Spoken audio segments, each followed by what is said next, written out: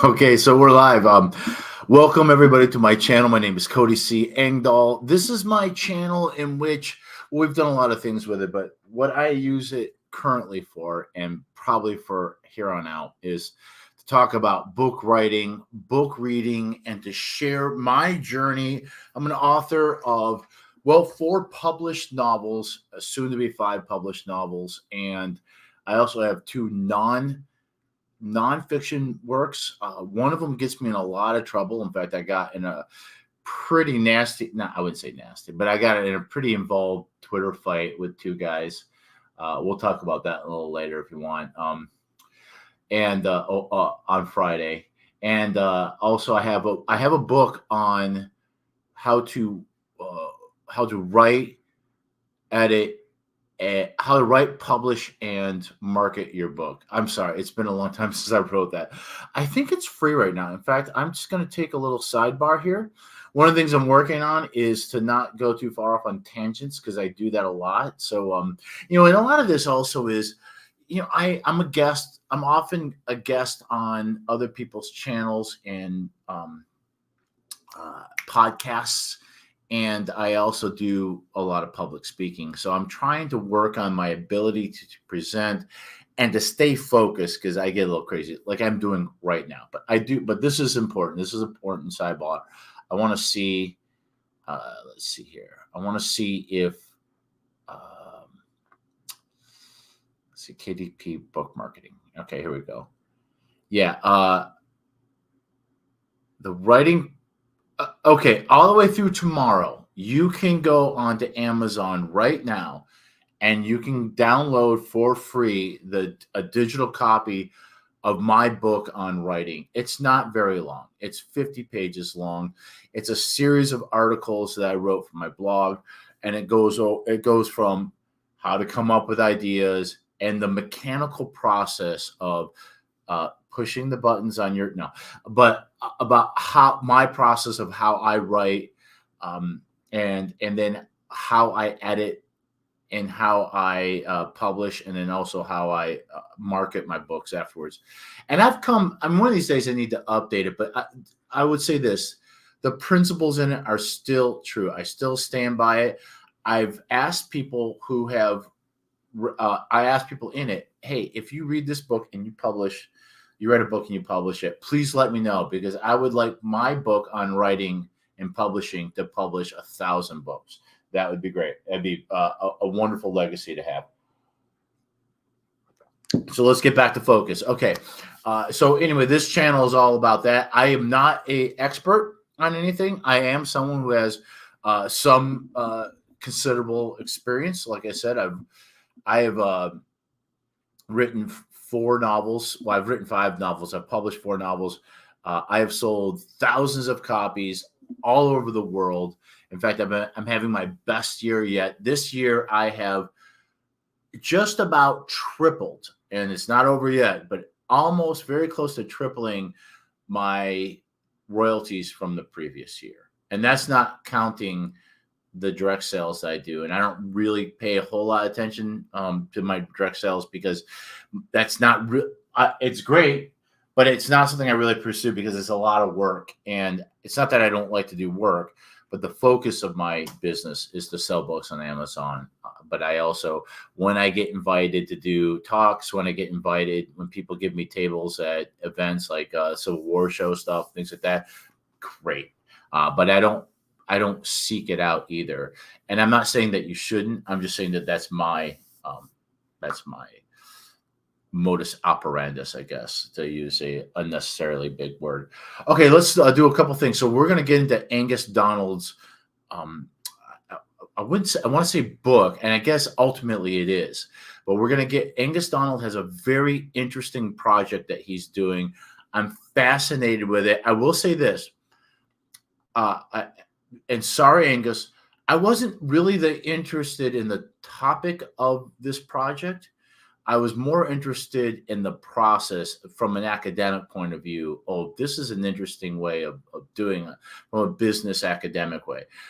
But I'm a fan of Angus Donald for a reason, and I started reading it, and I'm also enjoying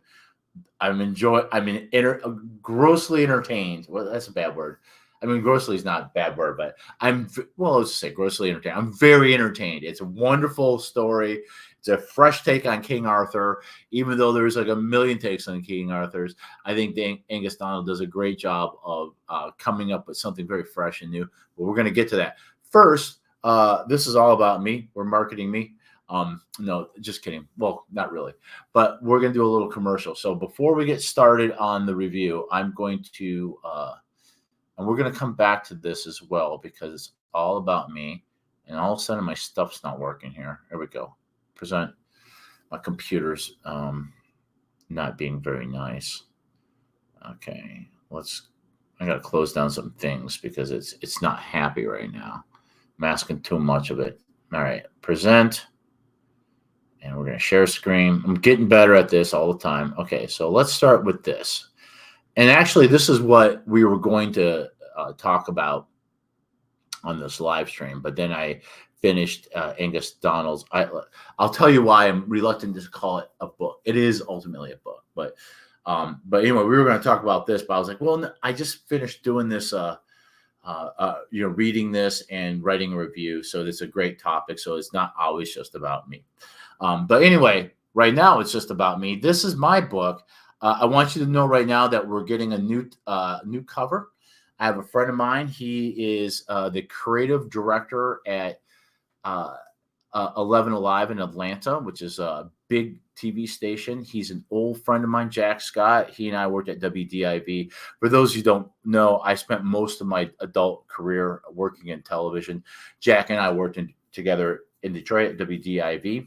We edited. I was a commercial producer. He was an editor, and we worked on a lot of projects together. So anyway, Jack's an expert at Photoshop and Illustrator and all stuff. And so he's like, dude, your covers suck. I go, I know, but I'm broke. And he's like, well, let me do them.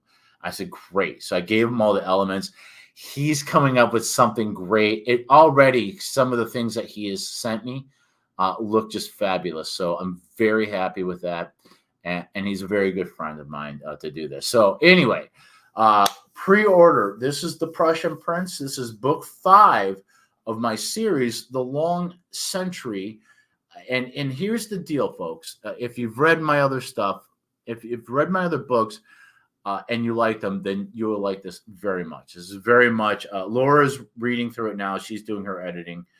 And she's like, yeah, this is very much a Cody Engdahl book. So if you like my style of writing, you like my voice, you like the story I've been telling, this is a continuation of it. It picks up Carl after the end of the American Civil War and throws him into the Austro-Prussian War.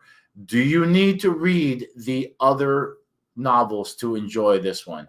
No. I write every single novel as if it's the very first thing you picked up.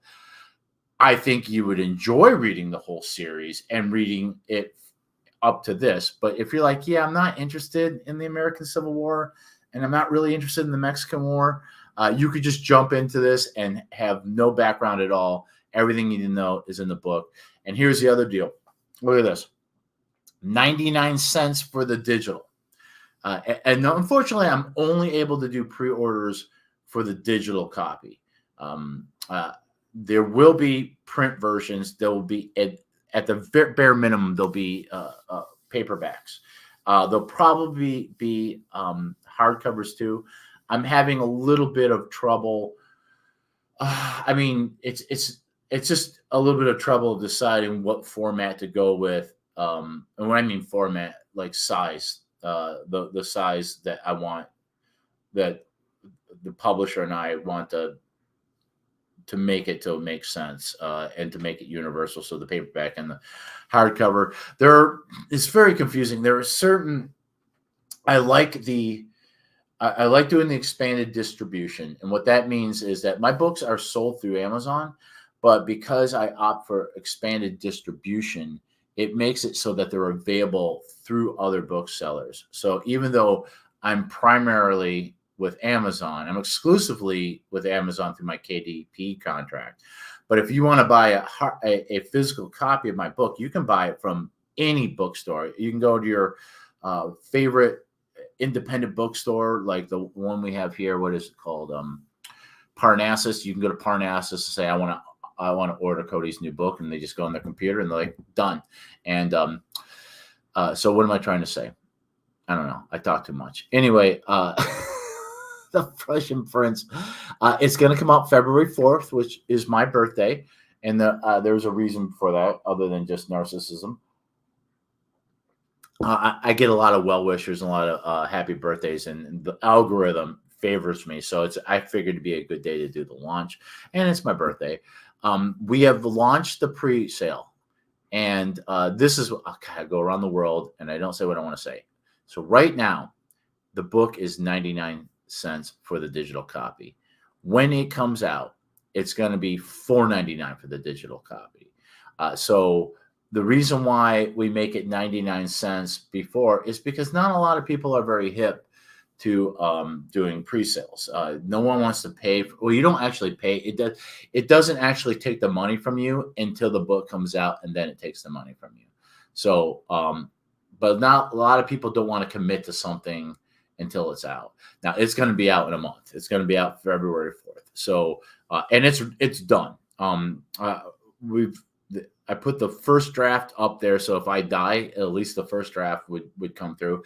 And then I edited the whole thing, and so the second draft has been updated. Now Laura's got it. She's editing it now. Once she gets done, that'll be the third draft. I'll upload that, and then my mother is going to go through it, and she's going to edit it, and then that will be the finalized version, and we should have it pretty. It should be clean and well written, flows well, everything's great, perfect, and Jack Scott's new cover, which is going to be fabulous. It's not going to be much different from what we have, but just more professionally done. He's done things to make the painting pop a lot more, and he's done things with the font to make that stick out more and better. It just looks more professional. So the reason why people say you can't judge a book by its cover is because people are going to judge your book by its cover. And look at this, I'm already ranking. My first round of pre-orders got me down in the 200,000 ranking. That's all the books that Amazon sells. That's where it was. And right now it's at 349 in historical German fiction. That's good. 673 in action adventure literacy fiction. Great. And 853 of historical European fiction. Fantastic. So I'm very excited about this. We'll get back to it. But let's go to the business at hand here and why we are doing this live stream. And by the way, if you're watching, please give me a like and subscribe. Subscribe to my channel. It costs you nothing. And all it does is that when you go on to your homepage on YouTube, you'll see that if I have a new video up, you'll see it and you can watch it or not. And please leave me a comment. I'll respond to your comment. I have a question. How about this? What do you think about pre-orders? Are you an author? Do you use them? Are you a reader? And do you like the idea of pre-ordering something so that you know that when it comes out, you're going to get it? I'd like to hear it. I'd like to hear from you. All right, so let's do this. We're going to stop sharing that, and we're going to share this other one. It's got to be a way that's not as clunky as this. Okay, we're going to share that. All right. Now, and then I'm going to just make sure that looks good. Okay, great. So, so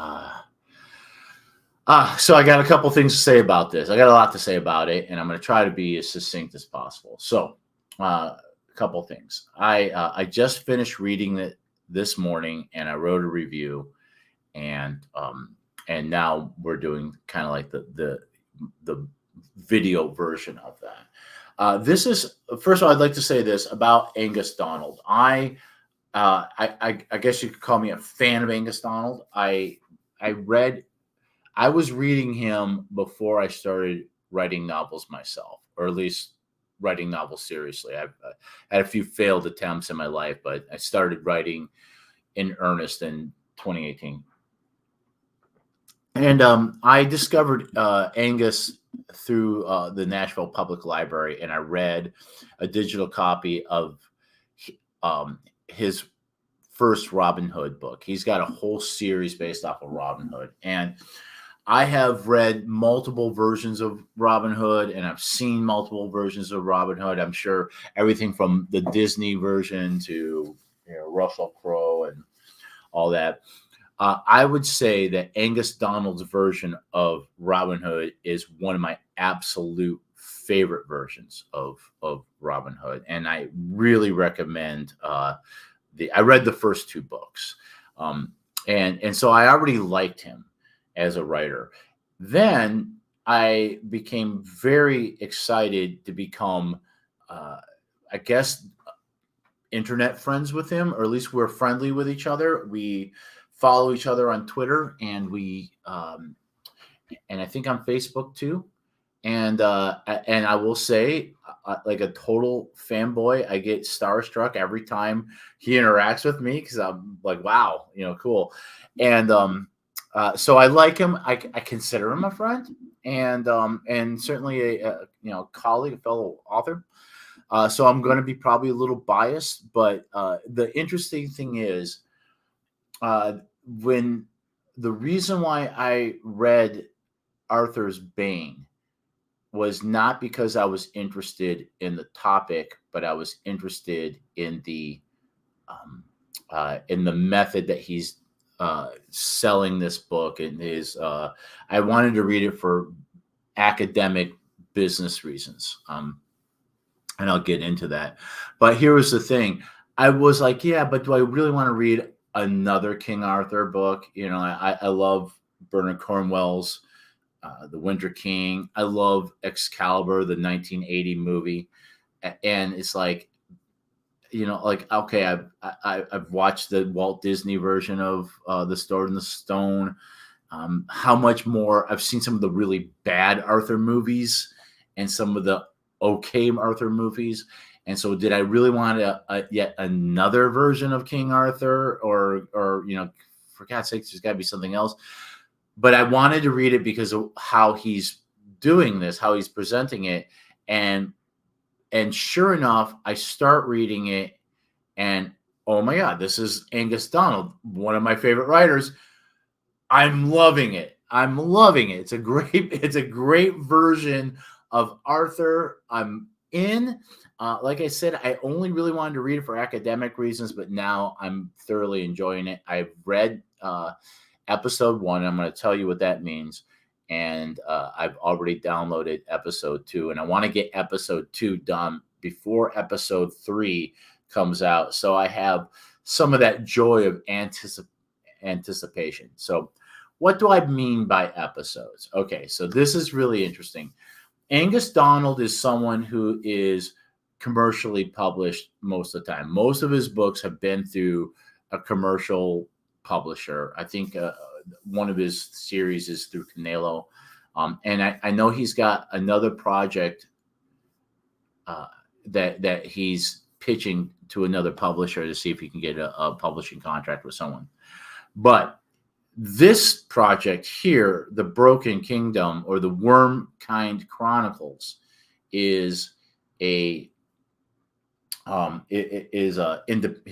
published independently, like I do, and which I think was really interesting, and it's something that he's kind of working on in and around the big commercial published projects, like his I think he's got some kind of Viking series going on, and he's also got, well, I'll just say he's got a project about a true story about an Englishman who ends up serving in the Mongolian army during the Mongolian Empire. And I've already decided that when that comes out, I'm going to read it and I'll review it and everything like that, because I like Angus Donald's writing, and I think I like Mongolians, and I think it's really interesting. And I think it's always interesting when you take somebody and you take them out of their element. Bernard Cornwell does this wonderfully. Like, for example, the Sharp series, which everybody loves. Richard Sharp is the son of a prostitute, grows up in an orphanage, it goes into the army during the Napoleonic War, or actually before it. I think he starts out in India as just a lowly private. He eventually becomes an officer, so he's out of his element. There's other examples. I won't go into it because I'll get sidetracked like I always do. Am I getting sidetracked? Okay, so let's get back to the Wormkind Chronicles and how Donald is presenting this. Okay, so what he is doing is, well, he's writing a trilogy, according to him, but the way he's releasing it is very interesting. He is releasing it as episodes, and the episodes are about 20,000 words or about 70 pages. And the episode 1, which I just got done reading, has like the prologue and the first 5 chapters. According to Donald, once he gets each, I think about 5 for the first book is going to be the 5 episodes. So he's going to put out the first book in episodes 1 through 5. Once all 5 episodes are out, then he's going to repackage that and then put it out as a single novel. And that novel will be book 1. And then there will be ultimately 3 books in this trilogy, maybe more, and we'll see. So I thought this was a very interesting and clever way of doing this. And one of the things that, first of all, from a business point of view, writing a book is a big effort. Now, I'm pretty sure that Donald writes faster than I do because he solely writes books. It's just he's got family to support, so he's probably putting out like 2 books a year. A lot of these guys do write at that. When you're writing at the commercial level, you're writing 2 books a year to keep up with demand of your publisher and all that. But like a guy like me, it takes me about a year to write a book, and actually a little bit more. And that's a big commitment because you don't start making any money until you release it. And even now with the pre-orders, I don't get a penny until the book comes out, and then Amazon will charge the people who make the pre-order, and then I'll get my money, and I'll start getting money.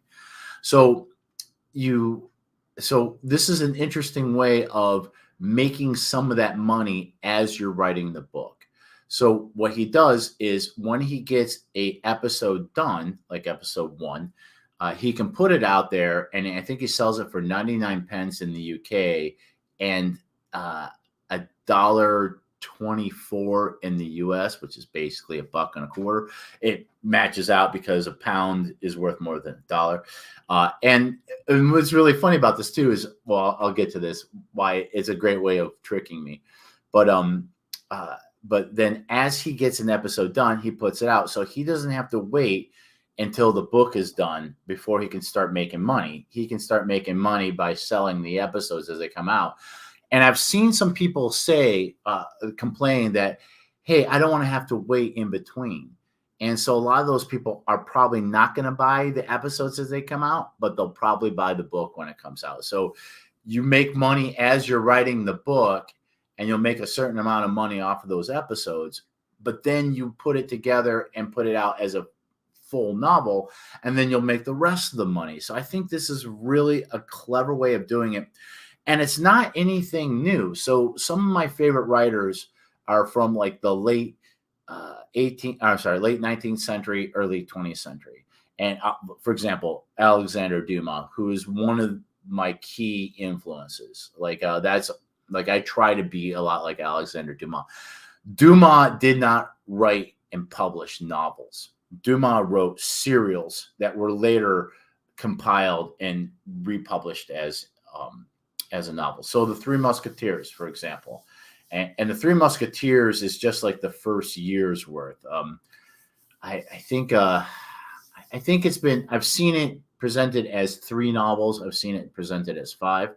But basically what he was doing was he was writing episodes that appeared in a weekly newspaper in France.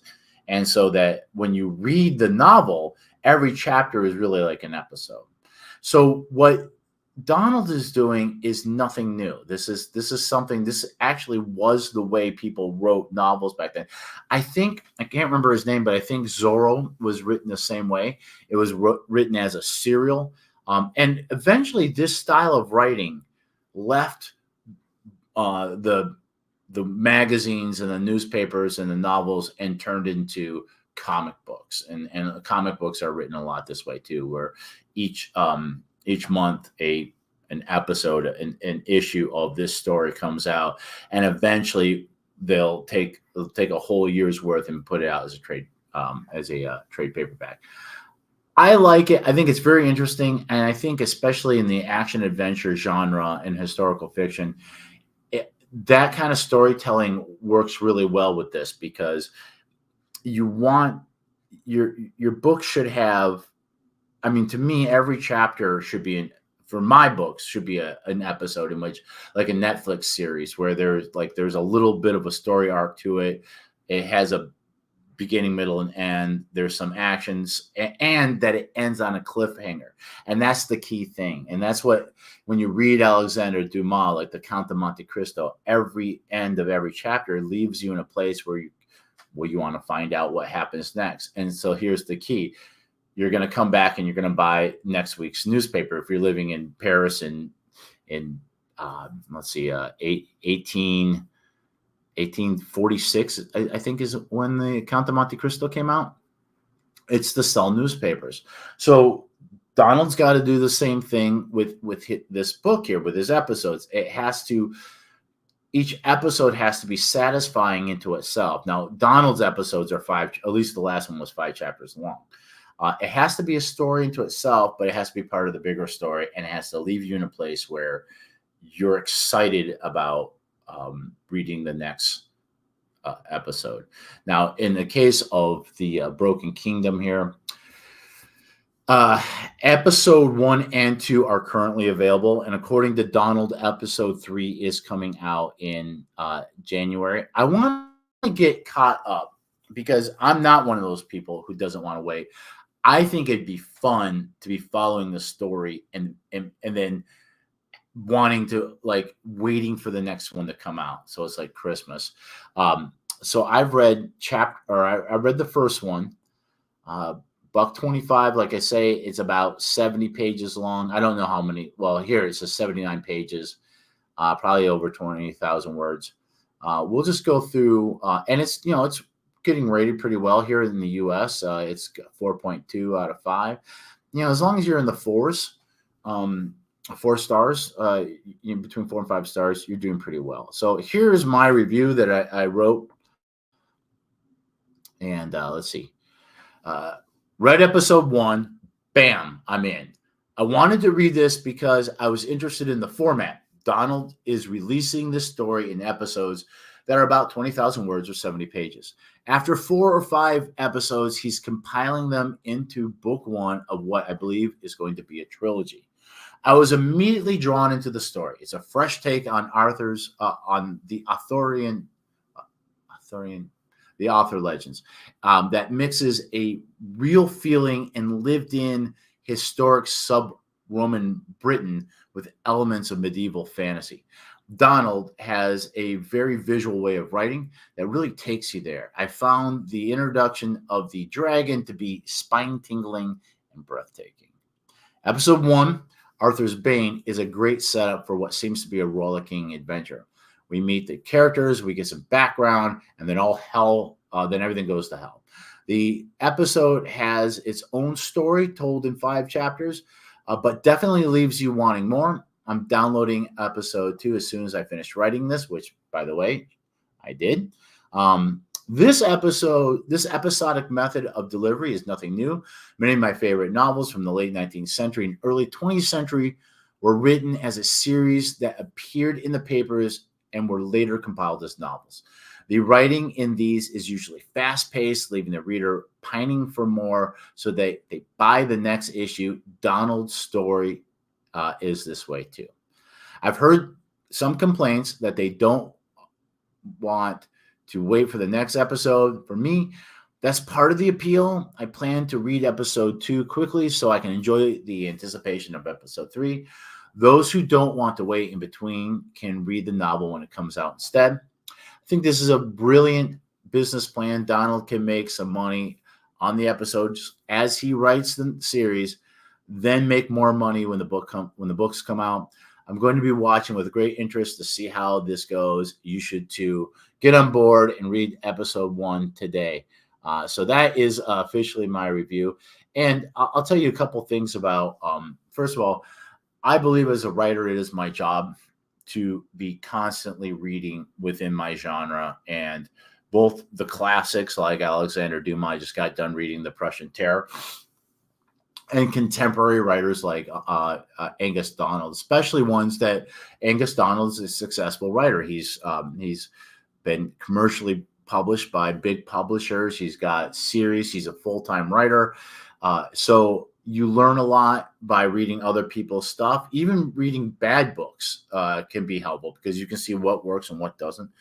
And then I also feel like it's I kind of have an obligation to give people stars and to review books for a couple of reasons. First of all, I understand how important it is. And let me just say this right now.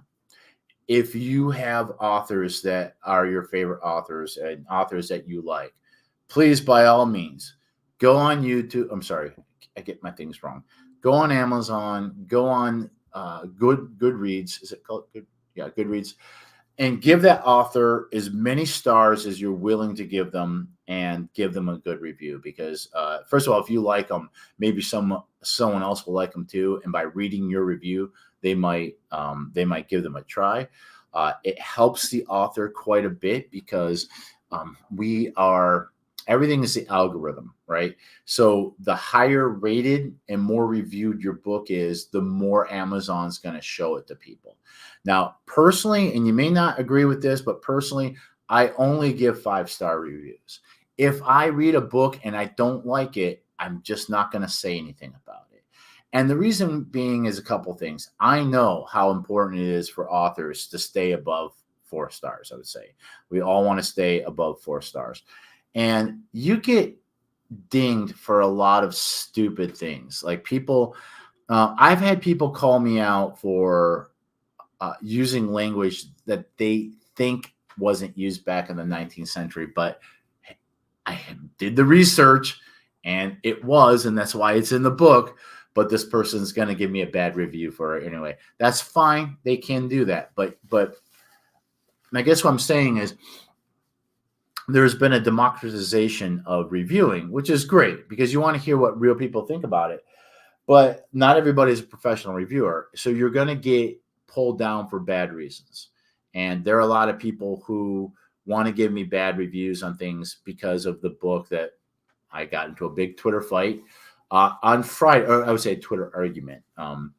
So anyway, I want to help other authors. So if I like the book, 5 stars, and I'm going to write a positive review. If I don't like the book, then I'm just not gonna write a review. I either like it or I don't, and I'm never going to tear down another living author ever. It's just other people. There's plenty of other people out there, and trust me, there are enough people out there that the truth is going to come out. Right? There's nothing I can do to save a bad book.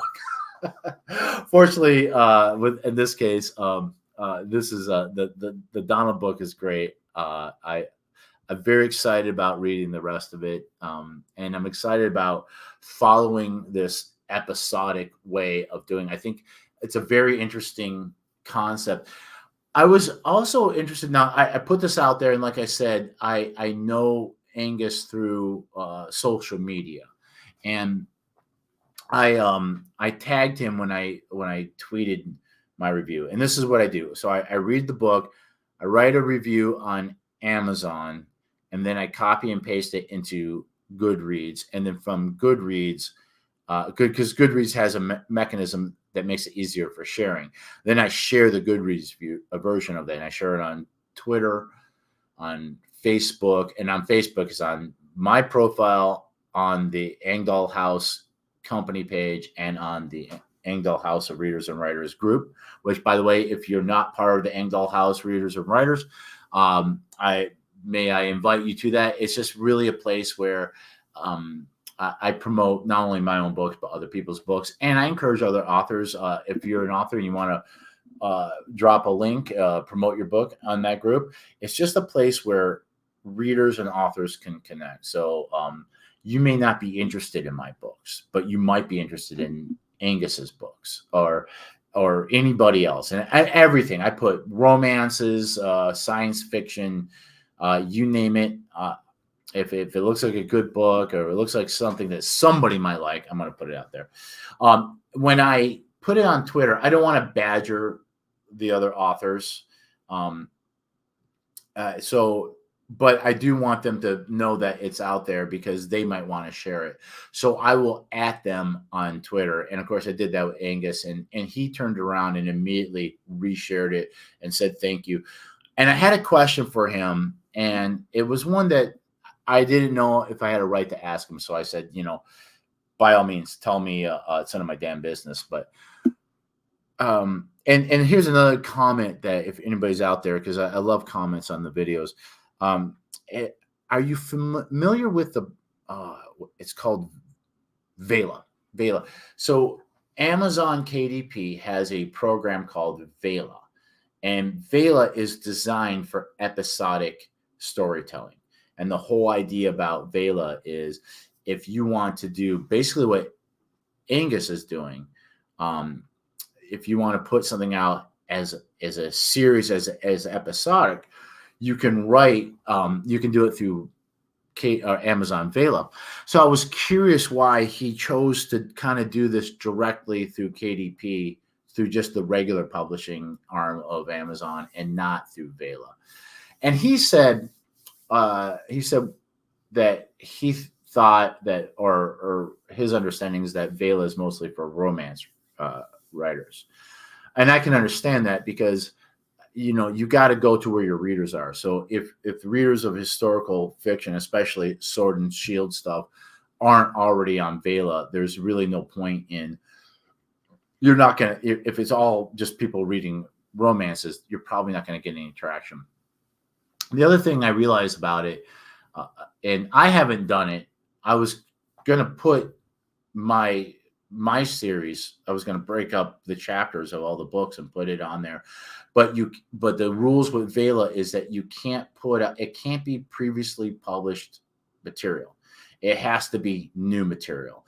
And you can, once it's been on Vela, you can then consolidate it and put it out as a novel later on. But it has to be brand new stuff. So I think the biggest problem with Vela, and probably the reason why he's not doing it, is that Vela requires cryptocurrency. Now, it's a cryptocurrency that is controlled by Amazon, but apparently you don't pay for episodes on Vela directly. You buy non-fungible tokens, which is cryptocurrency. And then with those tokens, you can pay for episodes of somebody's storyline. I don't know how popular it is, and I don't know if it's something that's going to last. Amazon, which is great. Amazon does a lot of experimentation, and they have a lot of beta programs. And so they try things out, and and sometimes it's a success, sometimes it's not. So I don't know if Vela is going to be around. So maybe that's why Angus decided to do this just directly himself. So I think it's quite clever. Is this something that I'm thinking of doing myself? It's very interesting, and I'd love to do it. I don't think it's something I could do in the middle of a series, which is where I am right now. I'm about to release book 5 of my long century series, and I feel like once you've set a pattern with your readers, you can't change that pattern. So there'd be two things going on. One, the people who are already invested in my series, it might be a hard sell to them, say, hey, now you can buy my series in episodes instead of books. So to kind of retrain them to do it that way. The other thing is that new people that I might be picking up in writing an episodic like that, they might not want to be like, Oh, you mean I have to go read these 5 other books first before I can get started on this? So if I ever do this, it would have to be a brand new series. And I'm currently, unless something changes in my life, like if a big commercial producer comes to me and says, Mr. Engdahl, we love your writing. We would like you to start a brand new series for us, blah, blah, blah. Sure, I would jump on that. But if that doesn't happen anytime soon, and I'm not particularly looking for it, I'm going to be writing the Long Century series, which I believe is going to be 10 or 11 books when I'm done. I have it all kind of plotted out. There's going to be, once the Prussian Prince comes out, there's going to be the next book, which is going to be a Franco-Prussian War book. I don't have a title for it. There's a couple titles that we've been kicking around, like Twilight of Empire, and another one is the Franco Fiasco, going along with the alliteration. But and my pace of writing right now is about a book a year. So I don't know if I'll be doing that anytime soon. So anyway, in the end, 5 stars for Mr. Donald and his Wormkind Chronicles series, which is broken up into, it's a series of novels that are broken up into episodes. Well, at least the first one was 5 chapters long. I will be reading, I will at least read through all of the first book. I don't know if I'll stay for the whole series, but I am committed to reading all of book 1, which is called The Broken Kingdom. And we could talk a little bit. Let's talk a little bit, if I'm not boring you to death, a little bit about the plot. So what's interesting about the book is I think Donald does a great job of balancing realistic history or historical setting with fantasy, and fantasy that people believed in or talked about back then, because there's all sorts of medieval fantasy about dragons and magic and all that people believed in back then. So in Angus's world, those magical things that people believe in are real. And I think it's really interesting, though, because he's talking about real kingdoms that existed after the Romans withdrew from Britain, like Powys and don't test me. They're all like in Welsh or whatever. But basically, after the Romans withdrew from Britain, there were a lot of petty kingdoms throughout Great Britain, which is the main island that now contains England, Wales, and Scotland, as we know them today. And this is during the Great Migration from people from the Jutland Peninsula. That's the Anglos, the Anglos, the Saxons, the Juts. And in it, Arthur is a young man. He's the bastard son of a king, King Uther, and I can't remember which kingdom is Uther's. Uther Pendragon. Just from, if you're familiar with the Arthur legends, this is going along with it, and that his father is trying to unite all the British, Brythonic, and British is not the Anglo-Saxons; those are different people. So on the western part of the island are all the Brythonic or British or Britain people. The Celtic people is another word for that.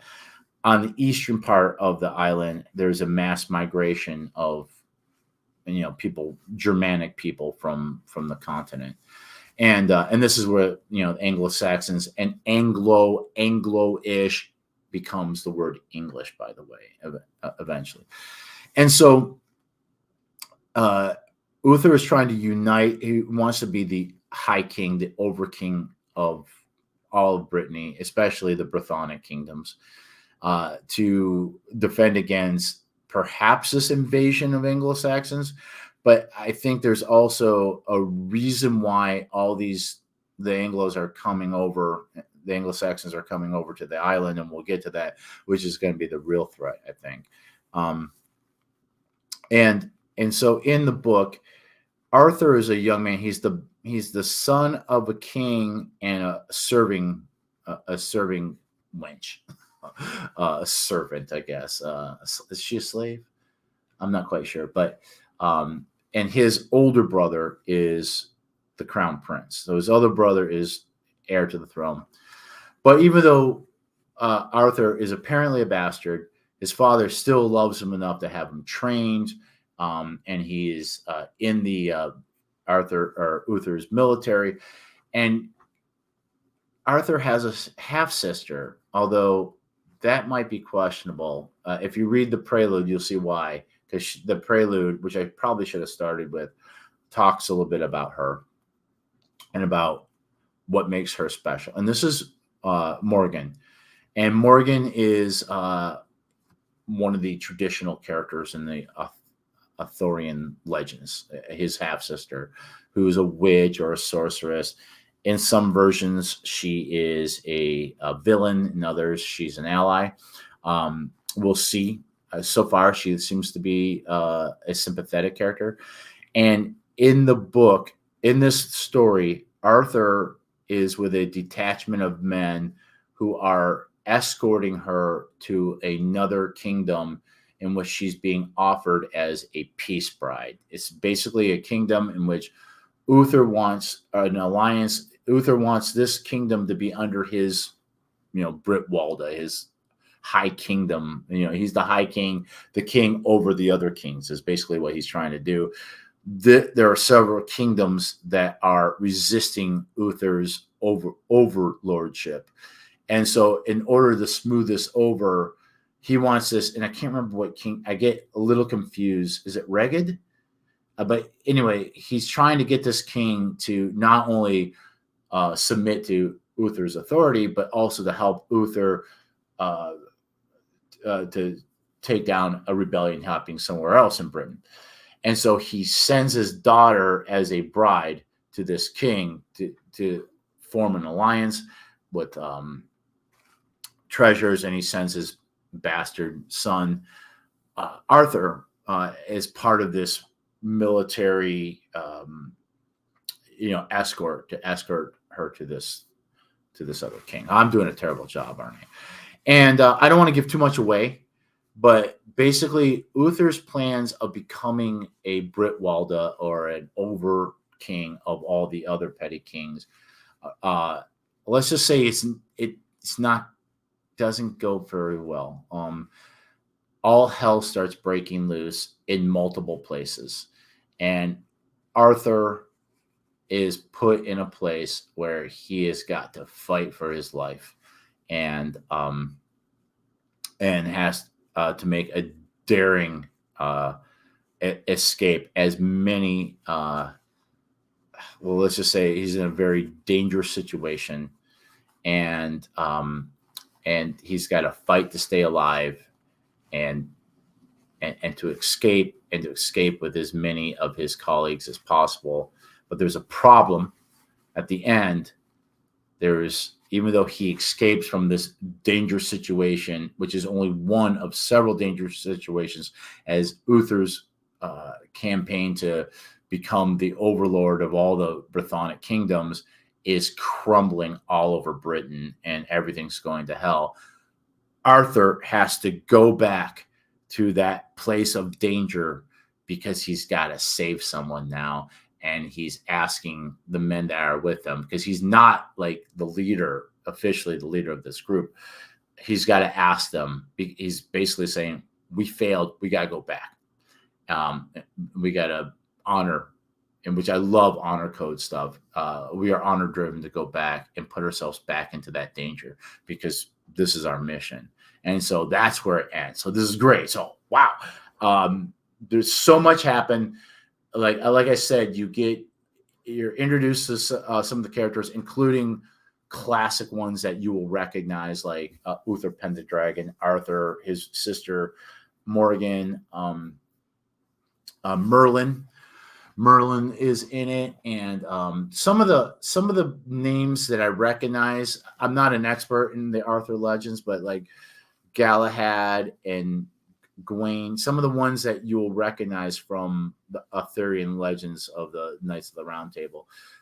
They have made their appearance as well. So it's great. The magic there are the magic is it's not over the top.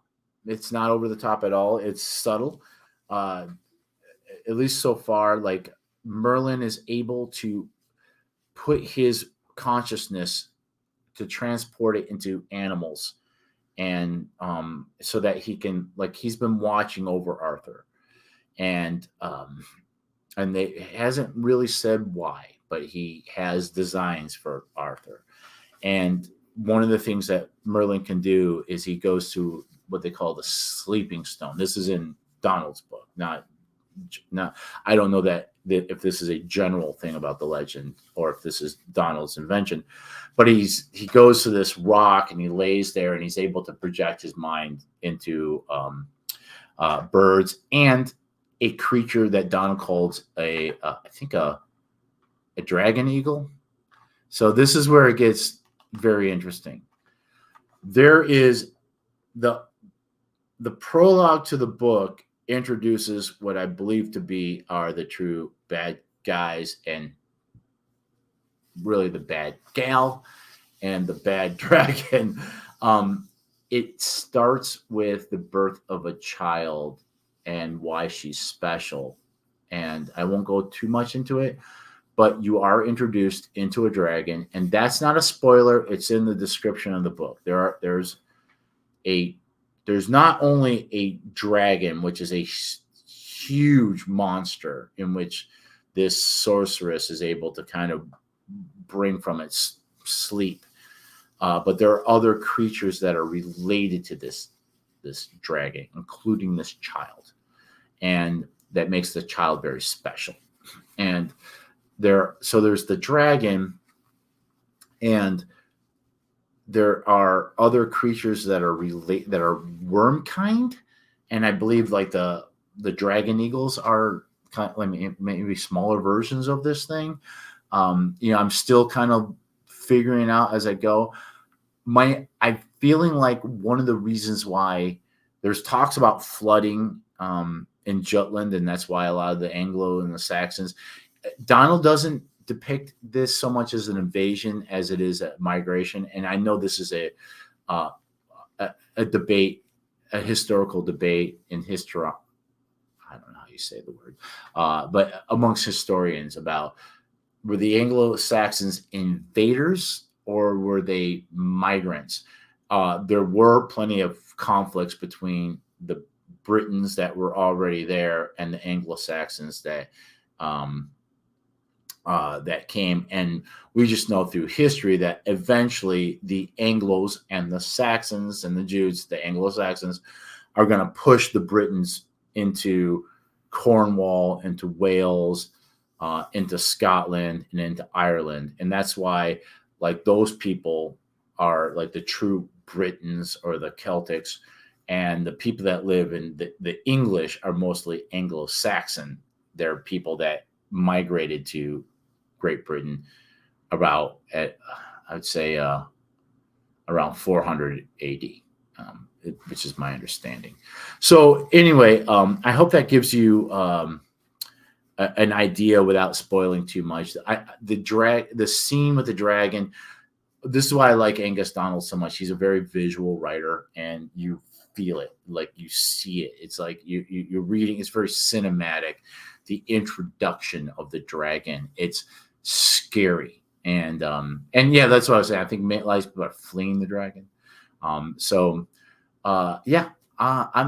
in. I like it. I'm gonna read the whole thing. I'll probably end up reading the whole trilogy. So this is where I think it's kind of funny. Okay, so I'm a little bit of a starving artist, right? So I gotta watch my pennies. I don't buy a lot of commercially published ebooks because they sell for $7. Some of them go like $15, $16, $17 for the Kindle version. So I usually read things from the library, or if people are doing 99 cent specials, I'll do that, especially if it's someone I know, so that I can read it and give them a 5-star review.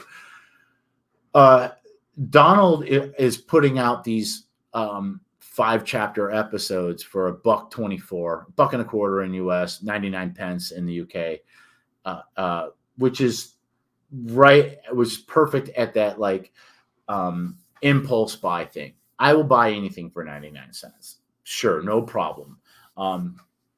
Without even thought. So, and I'm committed to reading at least the first book. So that's 5 episodes. So it'll be about 15 chapters. So what's really funny is, like, I usually won't buy a book if it's over $2.99, maybe $3.99. I might buy it unless I really, really want to read it, like James Haley's book about the shores of Tripoli. I think I paid like $17 for the Kindle version of it, but it was wonderful. It was a great book.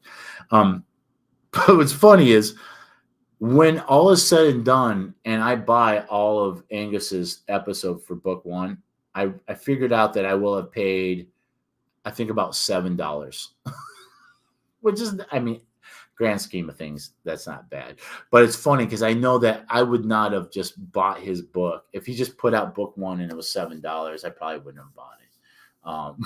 But I'll buy it in pieces for $1.25. So I'll end up spending more money. And that's why I think this is ingenious, because I think there's a whole audience that he will get that will be willing to pay episode by episode, even if it means they pay more for it than what it's going to be when he puts out.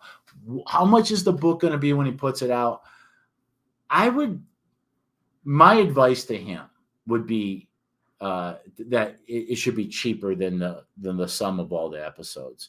So there should be a reason why you're going to buy it this way. So I would make it $4.99, maybe no more than $6.99, but or $5. I would say $4.99. I think $4.99 would be a good price, because you've already got people. But that's up to Angus, and I suspect he's a lot smarter than I am.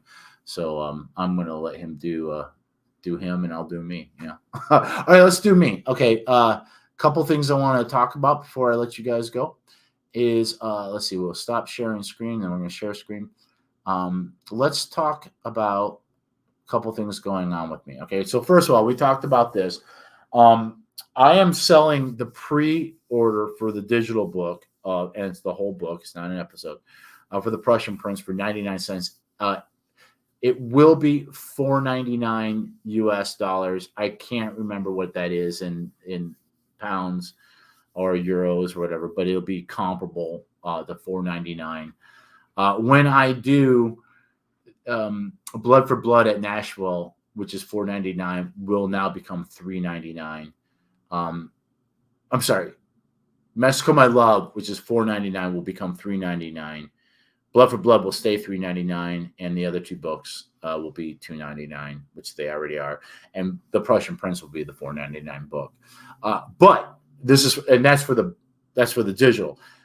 If you want a special deal, you want 80%. I'm bad at math. 80% off the price. If you commit to the pre-order, which does not take the money from you until February 4th when the book comes out, 99 cents. Why do I do that? Because I'm trying to get the algorithm to give me a running start.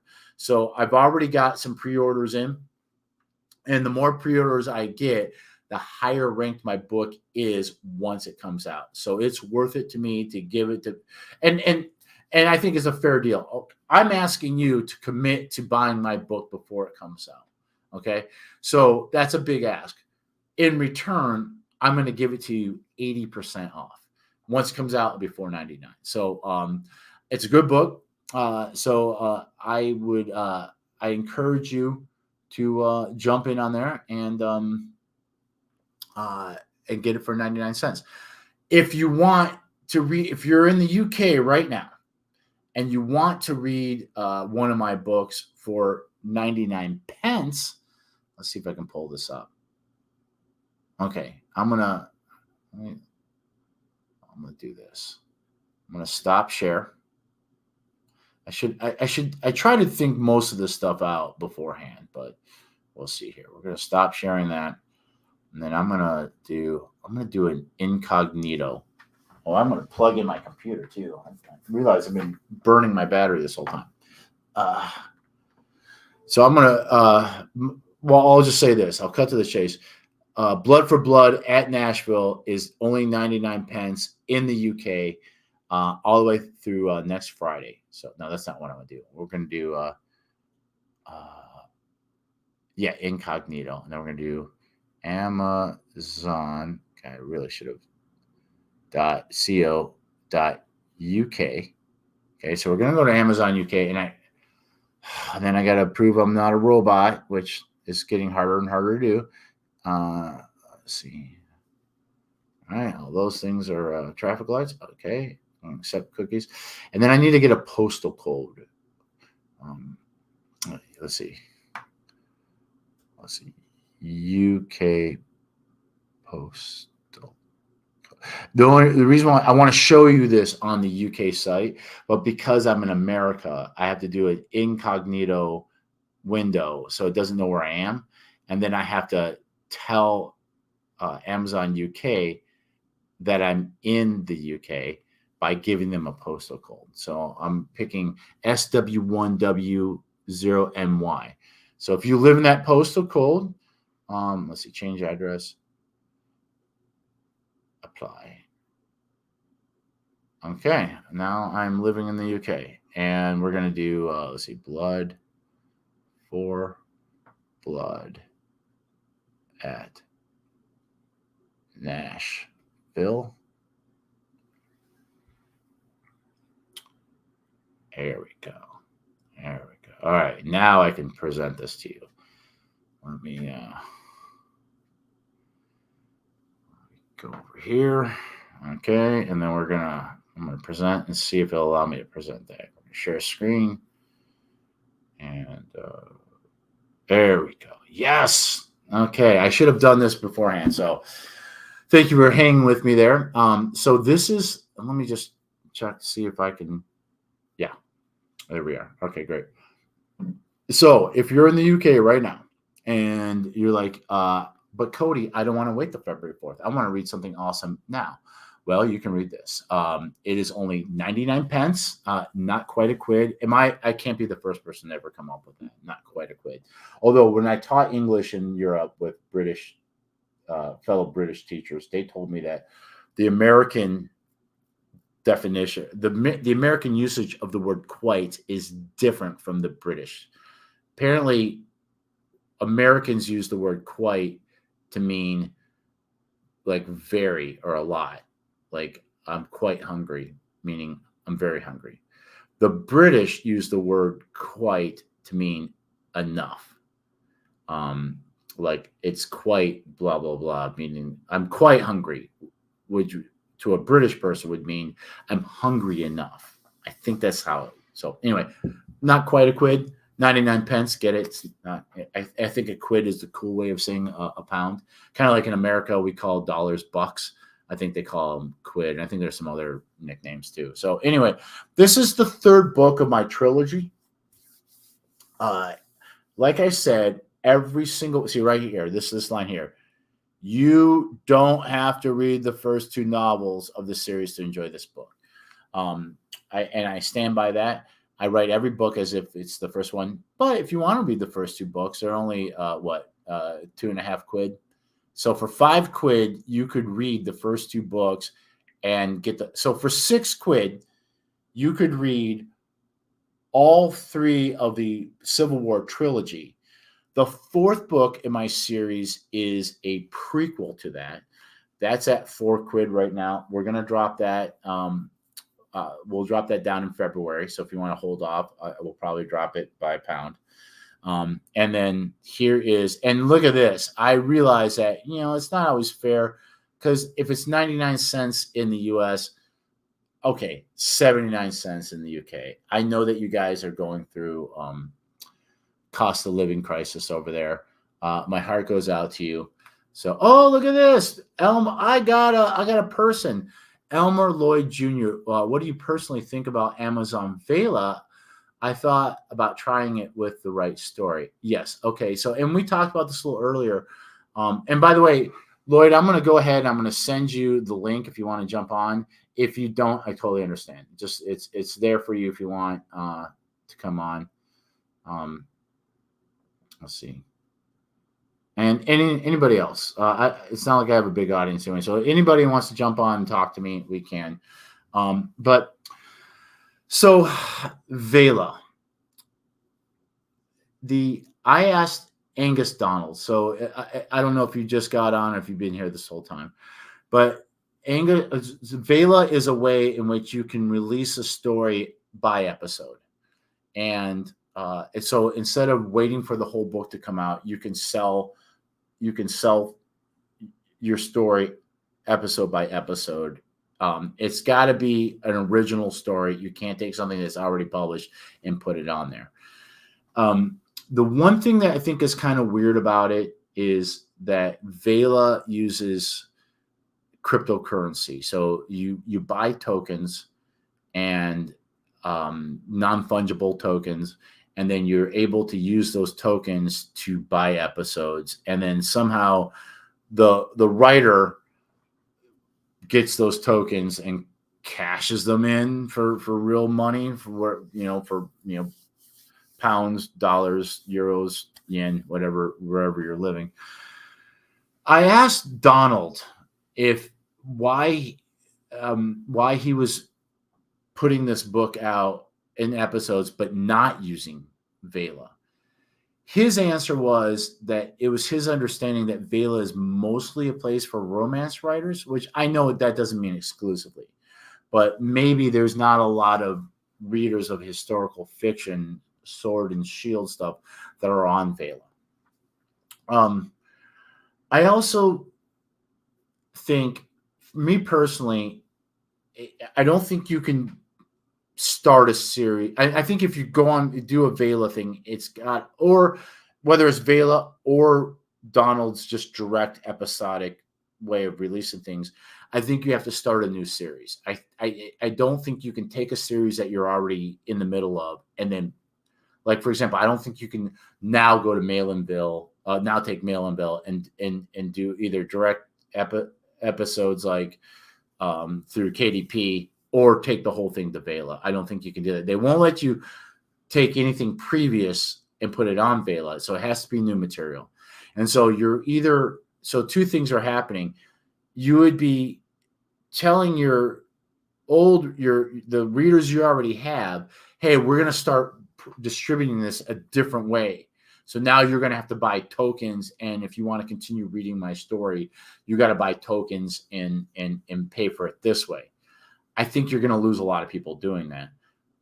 On the other side of that, your new readers, if you already have stuff written and say, yeah, the rest, the first part of the series are novels that you just have to buy from ebooks or print, and then get caught up and then start over here. You can't do that either. So it has to be a brand new thing.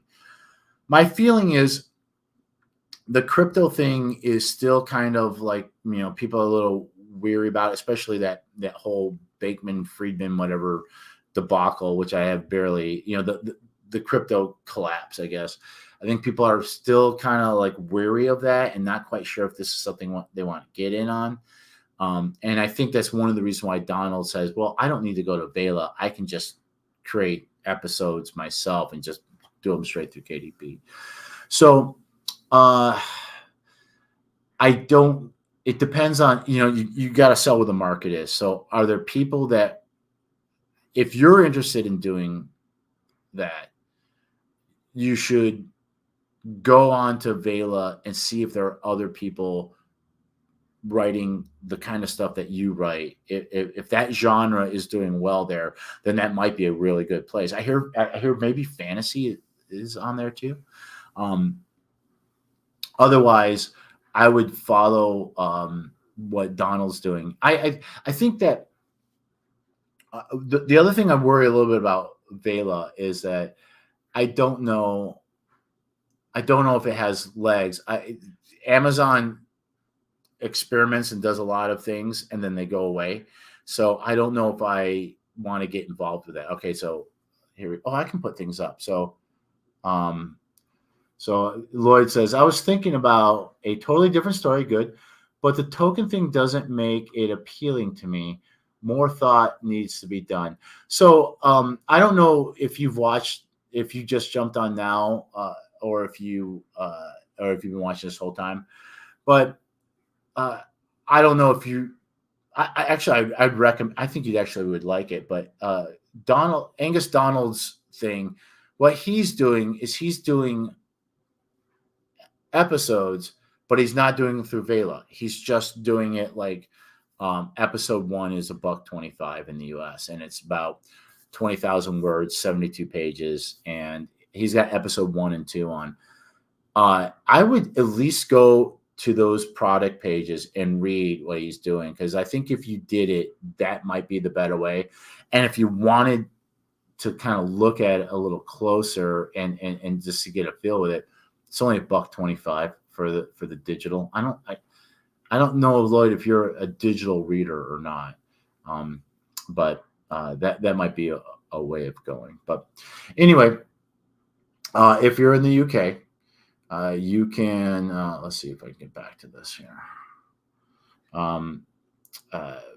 Blood for Blood is 99 pence. And I'll tell you something. I've been running ads in the UK, and I don't always on Facebook.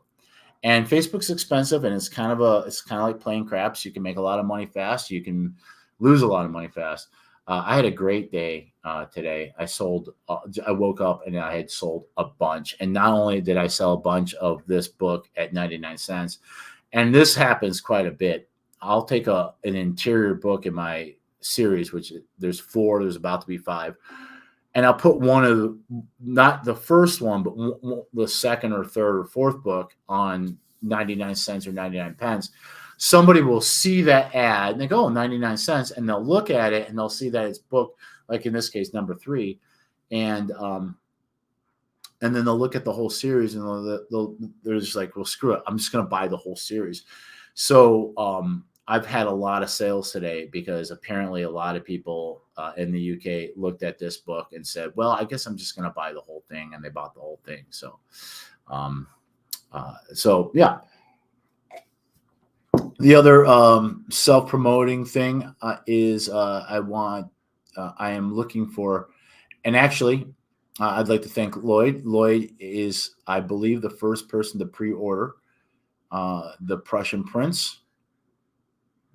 Like I said, 99 cents. Now it'll be $4.99 when it comes out February 4th. It's written.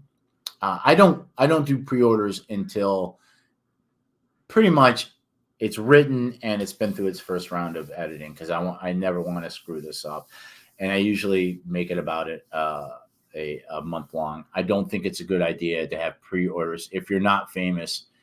You shouldn't have pre-orders up like for months and months and months. You should probably, the most would be about a month. How come I can't switch over here? Let's see here. Sorry. Oh, there we go. Here I am. So for that's my advice to other writers, that if you're going to do pre-orders, try to keep it down to a month, and really try to give people a reason to do it. So I think I'm gonna peace out, man. Thank you so much, everybody. God, we went a little bit over an hour. By the way, Lloyd Elmore Jr., who is in the chat here, he is an author too. I've read 2 of his books. I've read I always say this wrong, The Space Between the Spaces is a collection of short stories. They're really good. Laura and I both read that and we enjoyed it. And we both read Malinville, which is the first book of his Malinville series. He's also got a book coming out called, I think, The Little Ronin and Malcolm's Bridge. And I get confused of where you are right now. But anyway, that's another author to consider. And also, and if you want to know, I'll put this up again. Here is, that's his name right there, Elmer Lloyd Jr. If you write that down and go do a search on Amazon, you'll see his books. Lloyd, you got you got any specials going on or anything? Anything coming out soon? I Do I have you confused with someone else? Someone else has got a book coming out. Oh, I know. Baptiste Pinson-Wu has got a book coming out called Undead Samurai, which looks great, like historical fantasy. It's like 1620 Japan, but there are zombies. That's another guy, and of course Angus Donald. Let's take one last look of his book before we sign off today. Share screen here.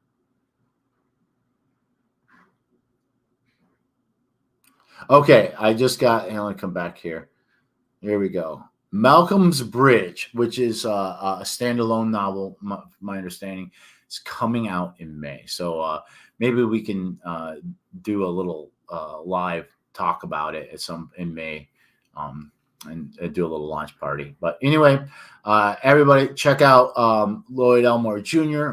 Check out Angus Donald's book. Let's see, The Broken Kingdom, Episode 1, Arthur's Bane, Wormkind Chronicle, Book 1, which is The Broken Kingdom. I think it's a very interesting concept. I think that as an author and an authorpreneur, I'm very interested to see how this goes. And we're rooting for him. Happy New Year's, everybody. I love you. And don't forget, if you read one of Lloyd's books, if you read Angus's book, if you read Pinson-Wu's, or someone else, I don't even know, give them as many stars and give them a review on Amazon and Goodreads and everywhere else. It really, really helps. We live and die by it. Have a great year of reading and writing. I read 12 novels.